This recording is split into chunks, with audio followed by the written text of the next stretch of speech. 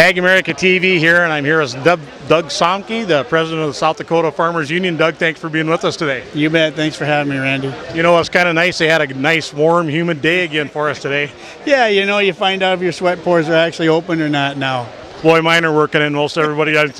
But, you know, actually, this kind of weather is just perfect for that corn that's trying to finish out right now, isn't it? We really needed this. You know, we've had some cool weather this year, and, you know, we were pretty close to last year for a while there till about 4th of July, and then it just like put the brakes on, and here we are. But yeah, kids are back to school, so of course it warms back up. Yeah, absolutely. Well, you know, Doug, we've been talking with a lot of ag people this week here at Dakota Fest, and you know, it seems like the farm bill's on everybody's mind.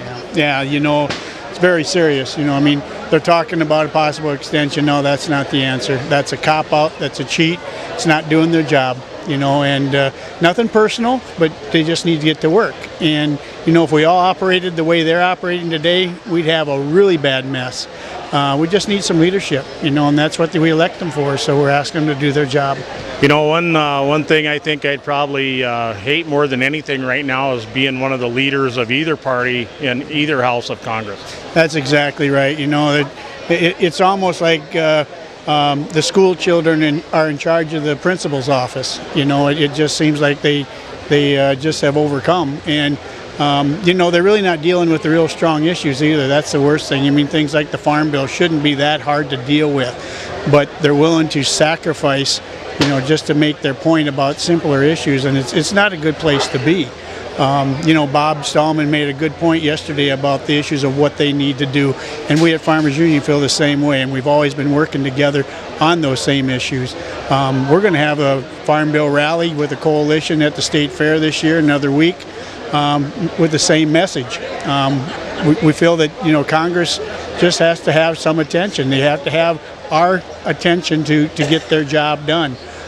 You know, most people don't understand what's in the Farm Bill either. I guess that's the other reason we're having the Farm Bill rally, is to get the people's attention that without a Farm Bill, you know, you don't have the secure, safe, affordable food available to all of Americans that we have today.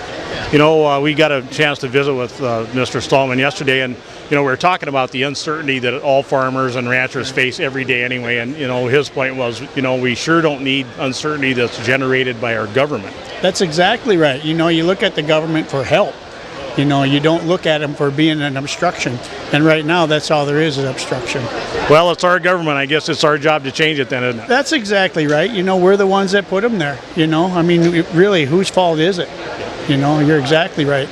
Well, you know, that aside, what else do you folks have going on at South Dakota Farmers Union? Well, you know, one thing that we're working on too is the cool issue. You know, the WTO ruling, the USDA came out with the language.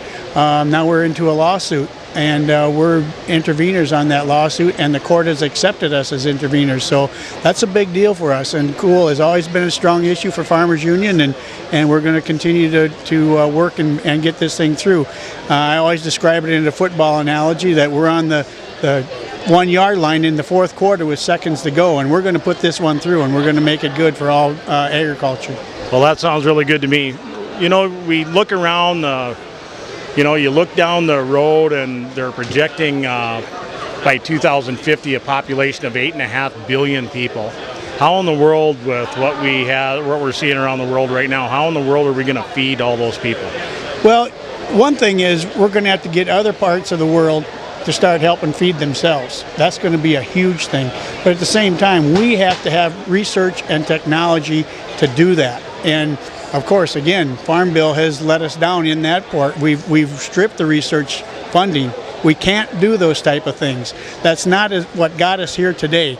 The research that was done back in the 50s and 60s is what got us to the point that we are today for production. We can't strip our future generations of that same ability. We have to find ways to research. I was reading the other day about how science is going to suffer under this sequestration and some of the new budget ideas, and you know, that just seems like a short-sighted train wreck to me. It really is, you know, and we've already seen some of those problems from the previous action that they've taken at our land-grant universities. You know, SDSU is one of our strongest ones in the nation, you know, for agriculture research.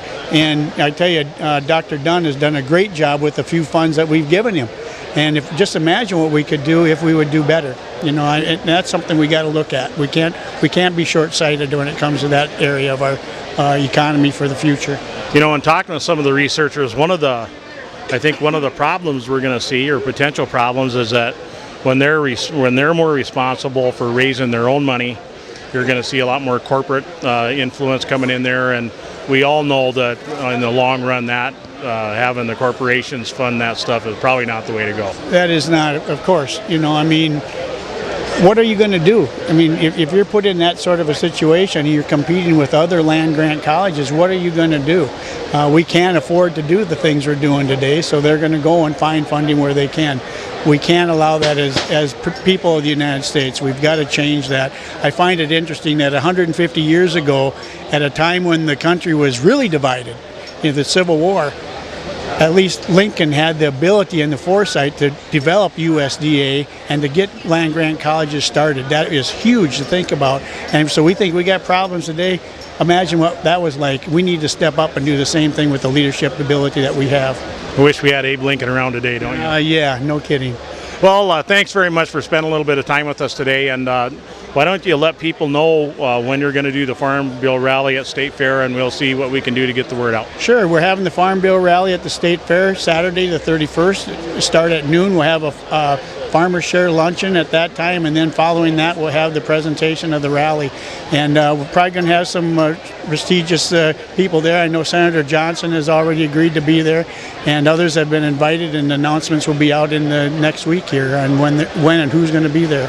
Well, good luck. We hope a lot of people show up and get the real word. Thanks very much again for spending some time with AgAmerica TV today. Thanks, Randy.